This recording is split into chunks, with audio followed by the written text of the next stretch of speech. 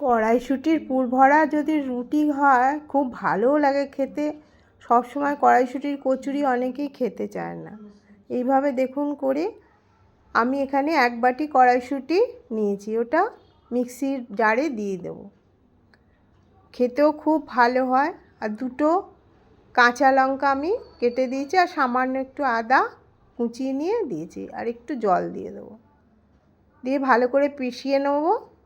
পেষানো হয়ে গেছে। এবার কড়াটা বসিয়ে দিয়েছি, 2 চামচের তেল দিলাম। তেলটার মধ্যে একটু জিরে ফোড়ন দেবো। জিরেটা ফুটতে শুরু করলে কড়াইশুঁটির পেস্টটা দিয়ে দেবো। একটা আলু আমি সেদ্ধ করে নিয়ে হাতে করে ম্যাশ করে কড়াইশুঁটির মধ্যে দিয়ে দিলাম, পুরের মধ্যে। বাইন্ডিংটাও ভালো হয়। এবার ভালো করে মিশিয়ে নেব। গ্যাসটা আমি এখানে মিডিয়াম টু লোয়ে রেখেছি, কেন পুড়ে যাওয়ার ভয় থাকে হাইতে রাখলে। এবার নুন দেবো, পরিমাণ মতো নুনটা দিয়ে দিলাম। দিয়ে ভালো করে নেড়ে নেব। 1/2 চামচে শুকনো লঙ্কার গুঁড়ো, ধনের গুঁড়ো 1 চামচে, আর সামান্য হলুদ দিয়ে দিলাম। একটু মশলা কম হয়েছিল, আর একটু দিলাম ওর মধ্যে। এবার গরম মশলার গুঁড়োটা দিয়ে দিলাম। আমি কেনা গরম মশলা ব্যবহার করছি, আপনারা বাড়িতে বানিয়েও করতে পারেন। গরম মশলাটা দিলে খেতেও স্বাদ হয়। এবার খানিকক্ষণ ধরে ভালো করে নাড়াচাড়া করে পুরটা করুন, যতক্ষণ না জলটা মরে যায়। এবার একটু চিনি দিলাম, 1 চামচের একটু কম চিনি দিলাম। মিষ্টি মিষ্টি খেতে হবে। ভালো করে চিনিটা যতক্ষণ না গলে নাড়াচাড়া করব।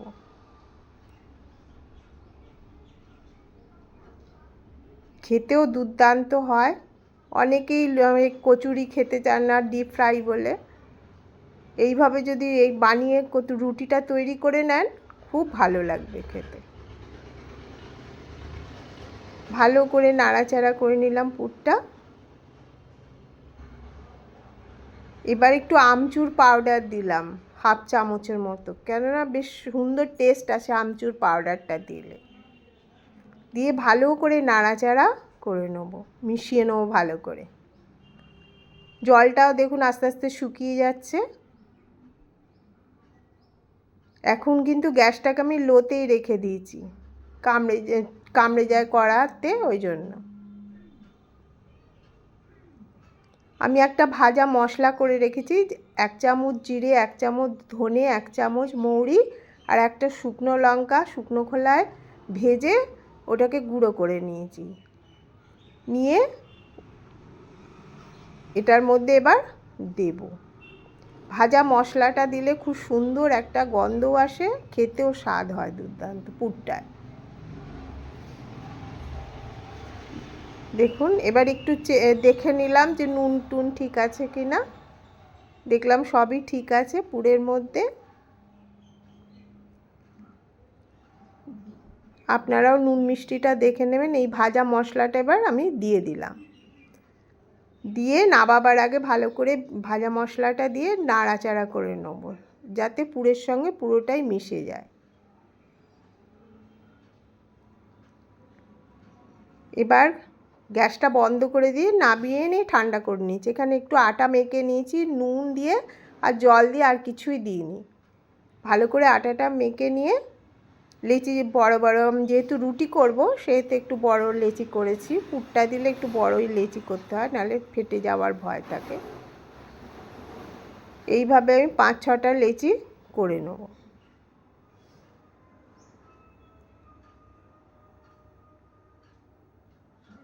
আটাটাকে একটু ভালো করে মাখতে হবে, বেশি নরমও নয় বেশি শক্তও নয়।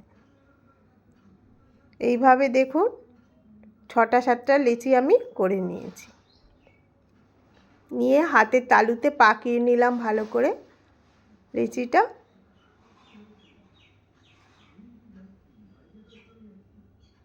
হাতের তালুতে পাকিয়ে নিলে খুব ভালো করে পুরটাও ভরা যায়। বাটি মতো এবার তৈরি করে নেবো। একটু ময়দার আটা নিয়ে নিয়েছি বাটিতে। হাতে আটকে যাওয়ার জন্য একটু ডিপ করে নিলাম ময়দাতে।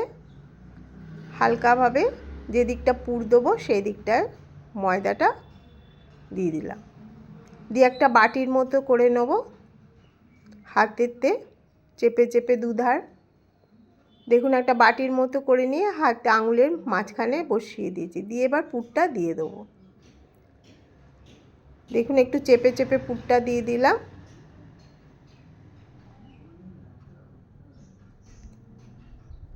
যেহেতু রুটি একটু পুর বেশি দিতে হবে, আর চারধারটা জল দিয়ে আটকে দেবো, ভালো ওই যে আটকানো যায়, ওতে খুলে যাওয়ার ভয়টা থাকে না।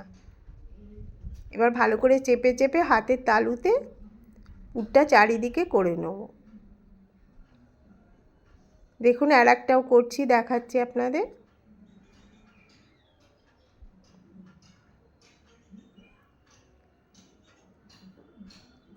দেখুন হাতের এতে চাপে চাপে বাটির মতো করে নিচ্ছি, নিয়ে এইভাবে প্রত্যেকটা পুর লেচির মধ্যে ভরে নেব। এবার আবার একটু জল দিয়ে চারধারটা করে নেবো, জল দিয়ে দেবো যাতে মুড়তে সুবিধে হয়, খুলবে না চট করে। একটু চেপে চেপে পুরটা দিলাম, দেখুন কিভাবে মুড়ছি, আঙুলের চাপে ভালো করে চেপে মুড়ে নিলাম। এবার হাতের তালুতে নিয়ে সমান করে নিলাম। এইভাবে প্রত্যেকটা করে নেব। এবার একটু আটা নিয়ে একটা আমি চাটু বসিয়ে দিয়েছি, গ্যাসটা বাড়িয়ে দিয়ে চাটুটা গরম হচ্ছে। এবার একটা করে বেলে নেব, খুব হালকা হাতে বেলতে হবে, নালে ফেটে যাওয়ার ভয় থাকে। ওপর থেকে একটু আটা ছড়িয়ে ছড়িয়ে বেলে নেব।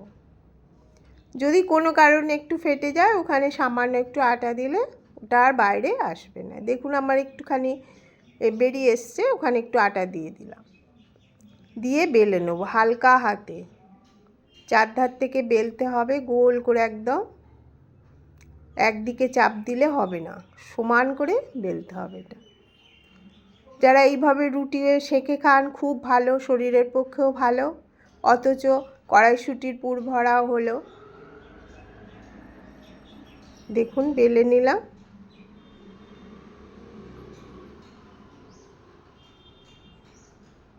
সামান্য একটু আটা ওখানটা লাগিয়ে দিয়ে সমান করে চারধারটা বেলে নিতে হবে। ফেটে গেলে আবার পুরগুলো বেরিয়ে যাওয়ার ভয় থাকে, তখন আবার পুড়ে যায়। দেখুন চাটুটা আমি বসিয়ে দিয়েছি, একদম লো আঁচে আমি এটা ভাজবো। চাটুতেই সেঁকে নেবো পুরোটা, আস্তে আস্তে করতে হয়, হুড়োহুড়ি করলে হবে না, পুড়ে যাবে রুটিটা। গ্যাসে ফুল এতে করে দিলে রুটিটা পুড়ে যাবে। আমি এটা মিডিয়াম টু লোয়ে রেখে দিয়ে করছি। আস্তে আস্তে কীরকম ফুলছে দেখুন রুটিটা। এইভাবে খুন্তির চাপে চাপে প্রত্যেকটা ধার সেঁকে নেব, যাতে কাঁচা না থাকে। দেখুন খুন্তির চাপে চাপে সেঁকে নিচ্ছি চারধারগুলো। এইভাবে প্রত্যেকটা রুটি আমি করে নেব, পুর ভরা কড়াইশুঁটির পুর ভরে প্রত্যেকটা রুটি এইভাবে করে নেব। একটু সময় বেশি নেয়, কিন্তু খেতেও দুর্দান্ত হয়। দেখুন প্রত্যেকটা রুটি এইভাবে করে নিয়েছি আমি। দেখুন কত নরমও হয়েছে রুটিগুলো। এবার ছিঁড়ে দেখাচ্ছি আপনাদের। দেখুন প্রত্যেকটা জায়গায় পুরগুলো হয়েছে, পড়েছে। আর ছোট আলুর দম করে নিয়েছি, নিরামিষ। আলুর দমের সঙ্গে খুবই ভালো লাগে, আর যদি একটু মাখন ওপরে রুটির সঙ্গে দিয়ে দিতে পারেন আরও খেতে টেস্ট হয়। এইভাবে করে